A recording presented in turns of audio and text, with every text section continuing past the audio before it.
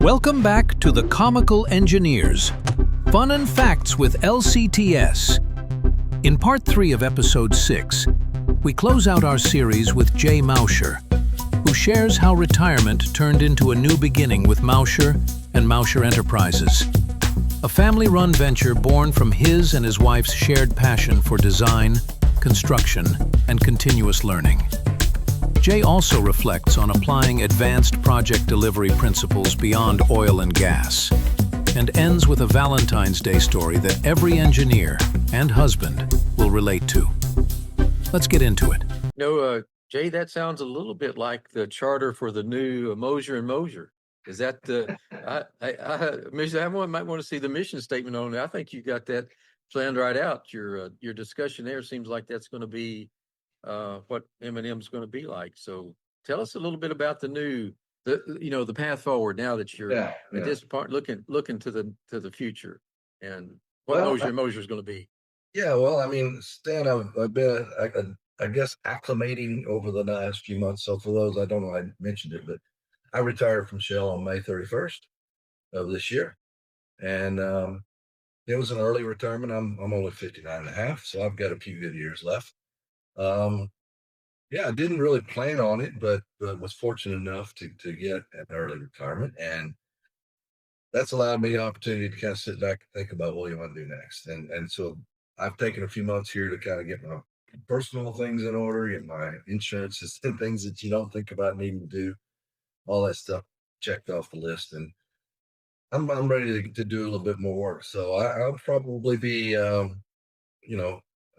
doing a bit more here in the near future. And we opened Moser Moser Enterprises up. My wife, she's an interior decorating and design, construction as well, home construction, early childhood education. So she's got a lot of things in her remit that she'll be doing as well as part of Moser Moser Enterprises. That's why it's called Moser Moser. So the first Moser is her, and I'm the second.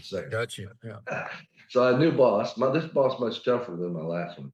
That's like the saying that you've got a job now that you didn't apply for, and you're probably not going to get paid, and you can't quit.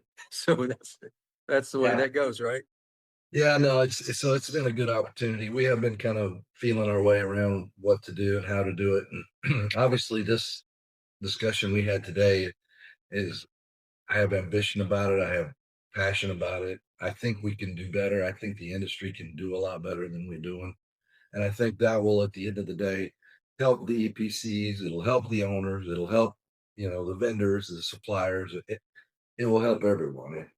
Let's face it, if the job is successful, if it's safe, if it's done on time, it has good quality, what more can you want? I mean, it's a lot better than the alternative. So I'm hoping that we can make a change. That sounds great. We certainly, as we can provide when we do the wrap up of our podcast, and there's information to be presented, we will make sure we get the Moser Moser contact and the new numbers, the new emails, and those kind of things, so others can see that watch our podcast too, because it can be.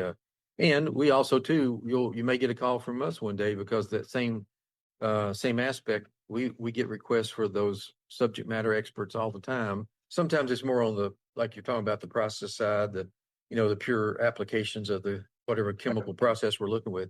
But these projects are going to need execution expertise. And so our network will be, I think, very beneficial for both of us.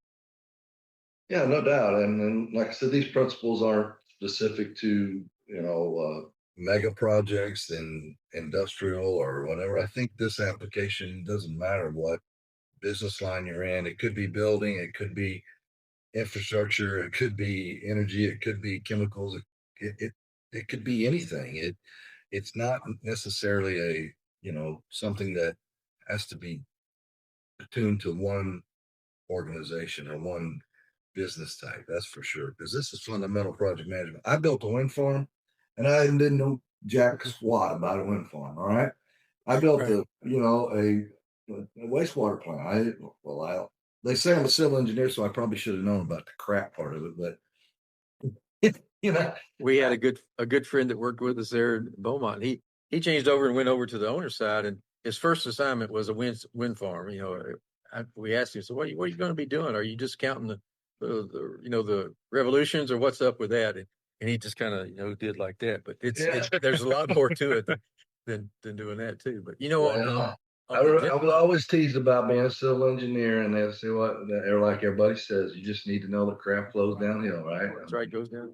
It's But always- another example too, you talk about the size. It's really unique. Our partner that we use for our 3D models, 3D Scanning Ames Limited, he has a customer that came to him through just his personal contact, and he has a home there in the kind of the central downtown Houston area, and obviously a lot of restrictions. And he was going to just put on a new overhang deck over to cover what was a parking lot area.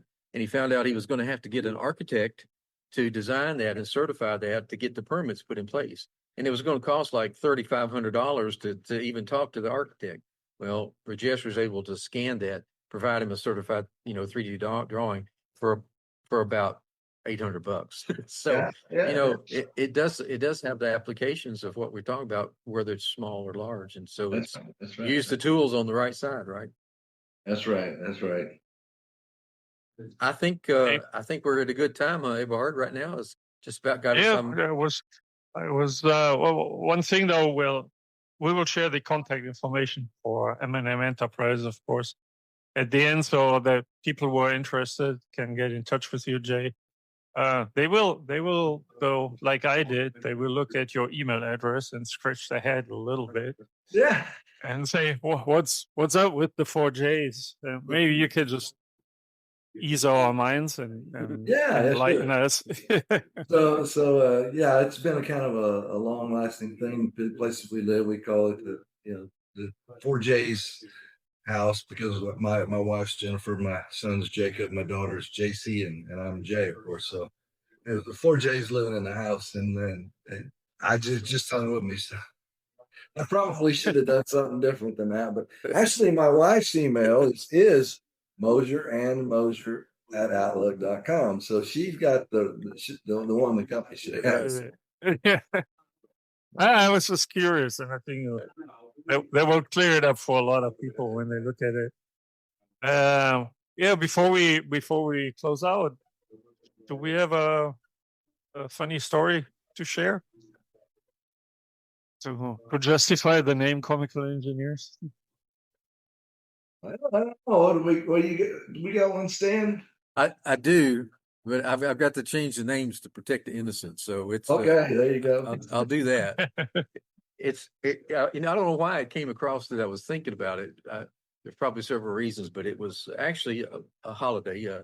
In February, it was Valentine's Day, and we were real busy on the projects and some very large projects that we were working on. And so one of our administrative assistants, nice lady there, single lady, and she had a active social life, and one of her boyfriends had been assigned to a larger project and sent overseas for like an 10-month duration for a project.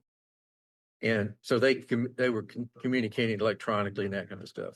Well, she was still at home, right? And so she had another boyfriend, and it comes up to the Valentine's Day, and the one that was overseas was in Saudi, a Saudi Aramco project. He had access to really neat presents and chocolates and all kind of special things like that. And he was still thinking about being home. So he sends the lady there a nice dozen roses, big, beautiful roses, right? Comes in a beautiful vase, had the gold thing around it. And she gets them, and everybody notices it, and they talk about it. And a few of us said, just which one did that come from? And she says, it came from. It came from overseas. And so as Friday evening came along, everybody getting ready to check out, we said, are you taking those roses home? She said, I'm taking those roses home. So she leaves them at the office desk, right? Because the local boyfriend might be coming around. They want to have to explain that. Our hard-working project controls manager, he left the job, didn't leave early. He drove all the way back to the office. He goes in, everybody's gone. He's going to drop off his stuff, and he walks in there by her desk, and he realizes, oh no, it's Valentine's Day, and I haven't gotten anything for my wife. He looks around, nobody's watching. He takes those dozen roses off of that disc and takes them home and gives them to his wife. Man, that's great.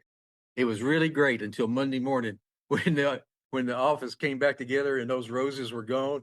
You thought the national treasures had been stolen, and it was quite. So whenever you're sending, presents and packages, make sure they go to the right place. You know where they're going to. But that was one of the whodunits that we had there. And the obvious reason that it happens like that, we spend more time working with the people that we deal with on the day, especially when you're working on those big projects. You're actually, the time that you're with them awake is more than sometimes you spend at home. So we all had a close family network there, but Through that, yeah. don't ever go in and snatch the roses off the disc. Yeah, do something else. And more importantly, don't ever forget Valentine's Day. Right. Yes. That's the real lesson learned here. Okay, Jay. Thank you very much. Much you. appreciated. We will probably.